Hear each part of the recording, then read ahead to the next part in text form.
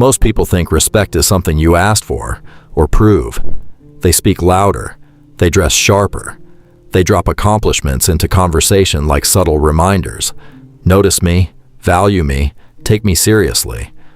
But here's what psychology actually shows. The more you try to get respect, the less you receive it. Because people don't assign respect based on what you say about yourself. They assign it based on what they feel when they're around you. And that feeling? It's almost never logical. It's behavioral. It's subconscious. And it happens within seconds. In the next few minutes, you will learn 7 silent habits that instantly change how people perceive you. No motivation, no theory, just psychology. These are not personality tricks. They are patterns of behavior used, consciously or not, by people who naturally command presence in any room. And once you understand them, you stop trying to be respected and start becoming someone who is automatically respected. Let's begin. Most people ruin their presence by over-explaining themselves. They talk to fill silence. They justify decisions that nobody questioned.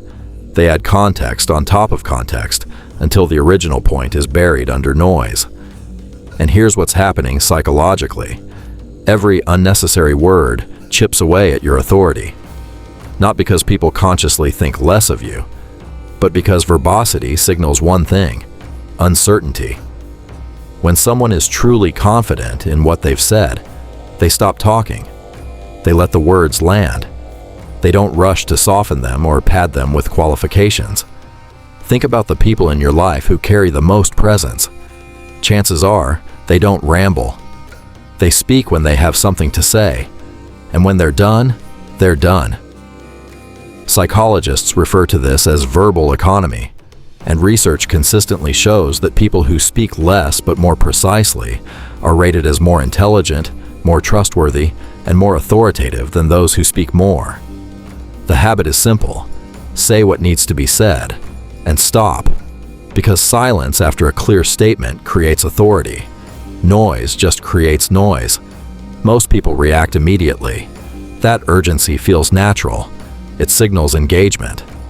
But psychologically, that speed can work against you. Instant responses suggest that you're being driven by the moment rather than leading it. You become reactive, predictable, easy to destabilize. But when you pause, even for just 2 or 3 seconds, something shifts. That small delay communicates something powerful without a single word. I am not controlled by the moment. I control my response. Viktor Frankl, the psychiatrist and Holocaust survivor, wrote that between stimulus and response, there is a space.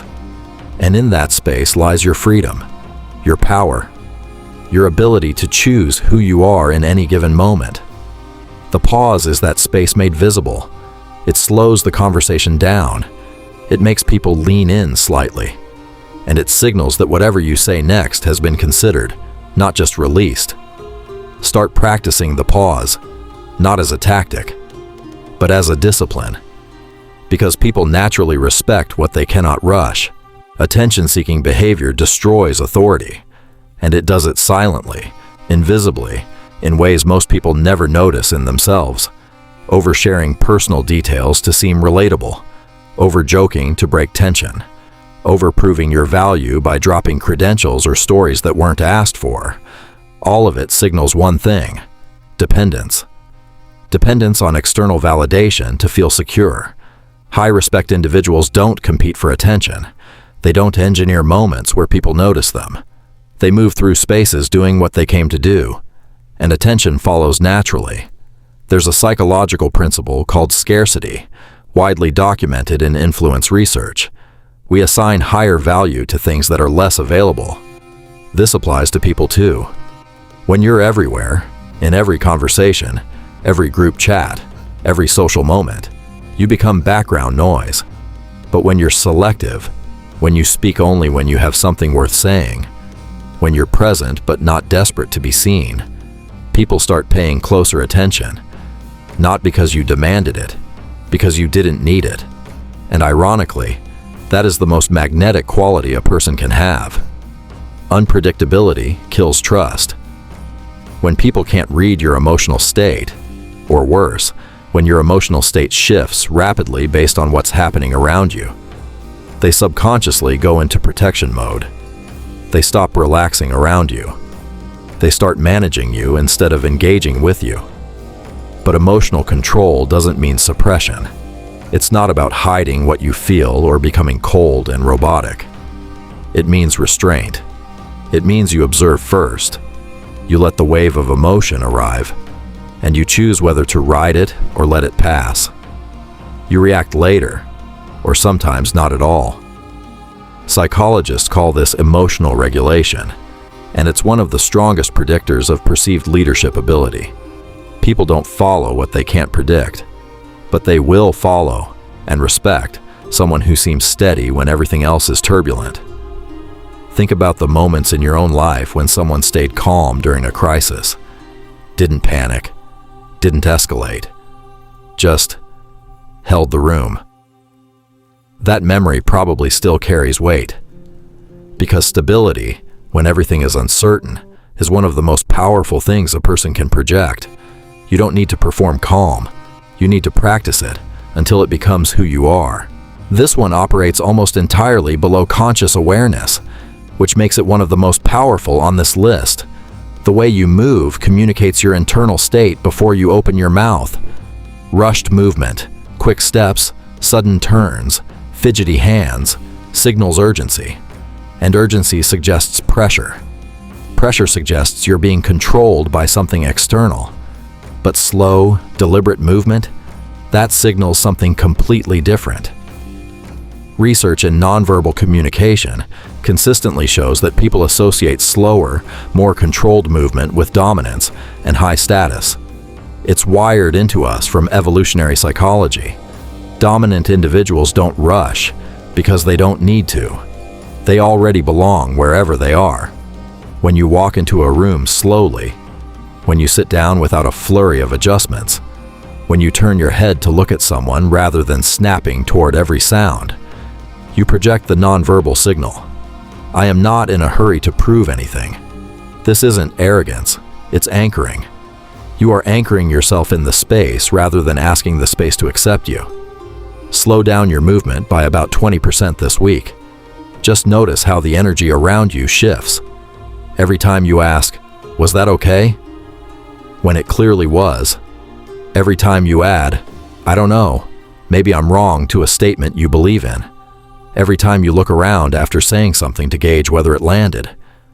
You are transferring authority away from yourself. You're handing other people the power to define your competence. And the moment you do that consistently, they stop seeing you as someone to trust. They start seeing you as someone who needs to be managed. High-respect individuals make decisions and stand behind them, not because they're always right, but because they trust their own judgment enough to own it. They adjust later if needed, quietly, without drama. Psychologists call this internal locus of control, the belief that your outcomes are primarily shaped by your own choices, not by external approval. People with a strong internal locus of control are consistently rated as more confident, more capable, and more worthy of respect. The shift starts small. Stop qualifying statements you believe in. Stop asking for reassurance about things you've already decided. Make the call, own the call, and let the results speak. Constant availability is one of the most underestimated ways people quietly destroy their perceived value. If you are always present, always replying within seconds, always showing up, always reachable, you become predictable. And predictable things lose their weight. They fade into the background of someone's life, without them ever consciously choosing to deprioritize you. But when you disappear sometimes, not dramatically, not with explanations or announcements, just genuinely step back, something interesting happens. Uncertainty enters. And in human psychology, uncertainty increases perceived importance. We spend more time thinking about what we can't fully access. We appreciate more what isn't constantly available. It's the same reason a great book you can't put down is more memorable than background television.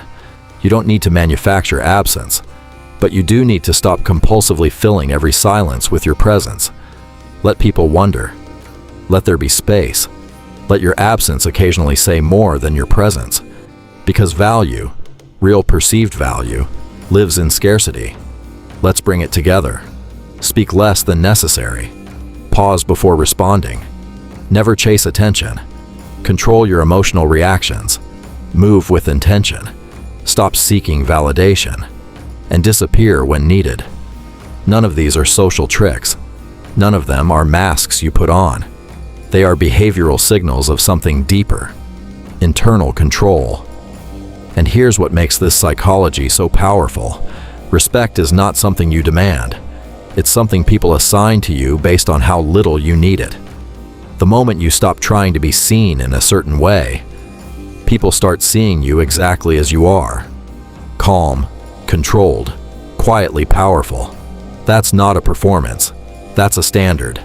And the longer you hold it, the less effort it takes. Because it stops being what you do and starts being who you are.